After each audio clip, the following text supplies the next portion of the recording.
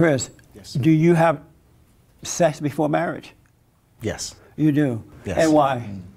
Because I enjoy it. I'm sorry? Because I enjoy it. Great answer, bruh.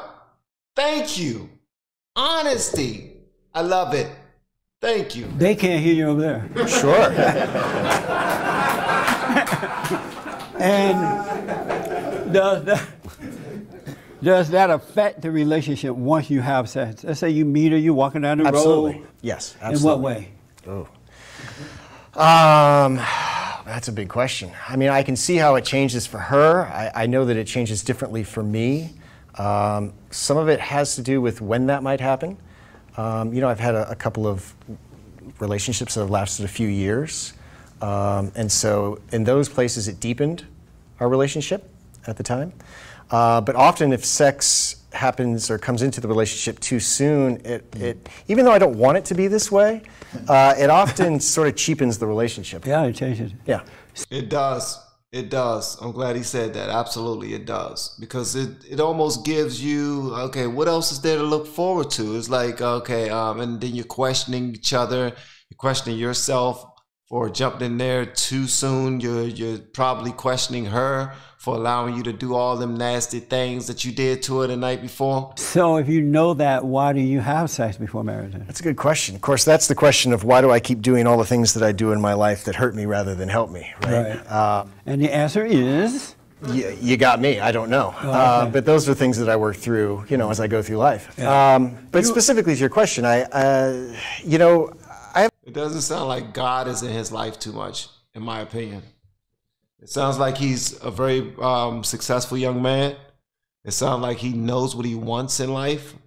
But it sounds like there's no God in there. Like he's so focused on self that it doesn't allow him to really see the big picture when it comes to the higher power. I have a sense that a little bit of what the doctor was talking about is there's a normal way of interacting in our society. And you guys are talking about sitting on a porch swing. Clearly, that's not part of my experience. Right. And as much as I like to think of myself as an individual, and I'm a free thinker, and I make my own rules, and all this stuff, the reality is that I follow these patterns as much as anybody else does. And so some of it, even though I don't like to necessarily admit it, would be that.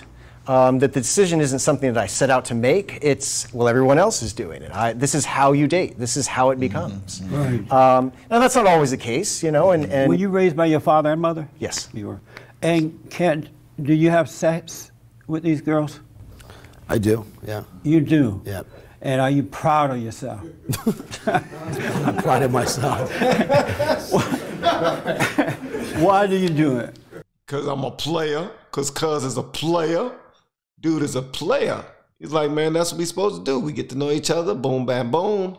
You know what I mean? I get what I want. They get what they want. We go along our way. It feels good. I think it's kind of the same thing that Chris is talking about. I think it's relatively common, in today's society. That's not having sex before marriage is a pretty unusual thing. So you do it because it's common. Yeah, pretty much. If it wasn't common, would you do it? I don't know. I really don't know. Really? So you really have sex because you know that everybody else is doing it? Well, I think it's a lot of what you do is because what other people are doing. Right. I mean, it's just sort of you end up doing stuff. So he said it felt good. It's like a joint. Right? That's your words, not mine. Doc, should they be having sex before marriage? Well, spiritually speaking, if you want to say spiritually speaking. No, they're just regular speaking. But regular speaking, they're men. They're men. And biologically. What does that mean? Well, biologically, we have that urge anyway. But should we go without urges? We could try to go without that urge or fight that urge, but that urge biologically is there. It is there as males. And getting into the relationship, that's the challenge that you're going to have to deal with because, our bodies are designed to procreate. And that's what when we're around women, that's the first thing that's happening. Now all of the traditions and group thinking goes out of the window and biology comes in because our mind and our body, we know that this is a female. And one of the challenges is, and the danger is, when you with women, like say if a woman is ovulating, when she's ovulating, she's releasing a chemical called copulence. And we see all animals, all female animals and canines, when they're in heat. Well, the same with us human beings too. When women ovulate, they also release a chemical called copulence. And when the Copulence. When a woman is ovulating, she releases a chemical called copulence. male smells the copulence, we also release a chemical called androstenone. Androstenone. And so the woman smells the androstenone, and next thing you know, we end up having sex, even on the first night. This is how people have sex on the first night, in clubs and stuff like that too, because biology jumps in. And So do you smell it? Do I smell it, Doc? they're not aware. See, you didn't know that was going on, right? I think I did, but, You did. but no, I don't smell it. You don't smell it. And one danger of it, of the having the sex with the woman, is, you guys heard of the word oxytocin. Can you tell me what it is right fast? It's a chemical that releases from the female side in your brain that basically creates an emotional attachment to the male. It bonds them together, right? And this also happens when a female is having a child. And this is the bond, as well as the male too, because us males, we have a little oxytocin as well. And this bonds us to our son, as well as the daughter bonds to the mother. You recommend then, since all this is going on, is it better to wait until marriage? Well, what happens Even is though when that chemical oxytocin is released, it goes into a certain part of your brain, the caudate nucleus, the nucleus accumbens, and that's our pleasure center part of the brain. And what happens is, when that happens, the woman will feel like or think she's in love. And now you can't get rid of her. This is why the women are always calling and always calling, and you really don't like her. But now you're like, oh man, you know, it's because of that release of the oxytocin, the bonding, because she thinks, you know, she's thinking she likes you, but actually she's bonded to that sex and that release of that oxytocin. I just thought of a way not to have sex before marriage. All you have to do is think about all that, what the doctor just said, and by the time you're done thinking, you won't feel like having sex. Think about the osmosis and all this smelling stuff, and you wouldn't want to do it. You were about to tell me you spent money on a girl at one time, and I cut you off. Remember? Oh, actually, it's the opposite. There was, you know, as I was younger, I might have spent more money. Now I don't at all. My last date, I took her to the gun range on a first date. Right on. You know, just because that's what that sounds like a nice thing to do. Yeah, it was a lot of fun. It's what I wanted to do. She had never done it before. I thought, hey, well, let's see what happens. Maybe it might not be so nice. I like to throw axes. My wife won't go to the gun range with me. She'll go throw some axes with me. I'm pretty good with, well, I was pretty good the few times that I threw axes. I think I'm better throwing axes than I am at the gun range, but I'm getting there. Yeah. So, Doc, my last question about this. If it wasn't for sex, would men have anything to do with women? Oh, that's a good one. No.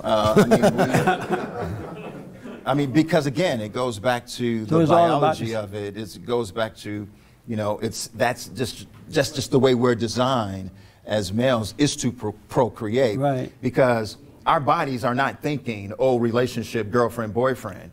It could care less, and that's why it is the danger of being with another female, you know, and by yourself, because now the body kicks in, and it's like, hey, this is a female. You know, I mean, that's why we're here today. So do women know that if it wasn't for her sex, men would not have anything to do with them? Yes. Women know that? Women, let's say, women who are taught to know, to understand and to know that you're a female and men want what you have. Right. And that's something that we have to be careful too, because that's how we can be manipulated. Because women are out there, they are aware of that. They are mindful of it, you know, and that's when they'll say, well, you know, buy me something else again, or buy me a truck and buy me a boat and you know, but they know that they're manipulating you because you want something from them. Yeah. You know, and so you have to be mindful and you have to be careful and you have to be in control of yourself as a man. You have to say, hey, no, let's do this, let's do that, because I don't really know if I like you or not. You know? Chris, what is a man? My personal definition of what it means to be a man is someone who holds space. And what I mean by that is that when you're in a place, well, let me give you an example. When Larry was up here, did anyone have any sense that he wasn't in control of the room at all? He held the space. He held this entire room, even though it's full of men. And I think really being a man means creating that space. And since we're talking about women, in relation to women, holding that space allows the feminine to be able to express who she is, because she's crazy. They're nuts, you know? I mean, it's very difficult to deal with women. Did you say women are nuts? Yes, absolutely. I have nothing but difficulty in dealing with women. I mean, let's be honest. Even my own mother, and I love her so much. But I don't understand them, and they're very emotional, and I don't get that. And, you know, it's all over the place. But what I can do in that is I don't get caught up in it anymore. Right. And that's what I used to do. Yeah. I used to run around trying to figure out how to make everything okay. I don't make anything okay anymore. Right. Now I just hold my space. I'm cool right here. You want to go nuts and spin circles? Great, I'll be here when you're done. You hold on to that safe space. Absolutely. Okay. And so that's what I think being a man is, and really that's more of a description of what a man does. Are you a man? I am a man. You are a man. Yes. And Everybody's definition of what a man is, in my opinion, should be different. I don't think everyone should have the same definition of what being man is to them. Now, specifically, being a man is nothing more than being a grown boy, right? You are a grown boy, okay? You was once a boy, now you're a man. You're at a stage where you can do everything legally, okay? And if you get charged for anything illegally, then your sentence will be higher than that of a boy. But based off of our own experiences, we should have different definitions of what it means to us to perform manly duties.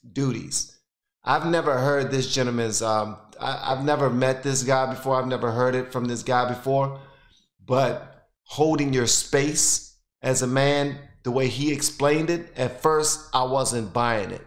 But then when I started listening to him, I was like, that makes sense for him and how he understands it and how he lives and how he leads and how he demands a presence or attention or respect. That to him is the real deal. So I gotta respect it. So yeah, kudos to that guy. Kat, what is a man? That's a great question. A man is somebody that doesn't react to the outside world, has a sense of calmness about who they are, a sense of clarity, sense of confidence, a sense of kindness as well, to try to help people overcome their issues.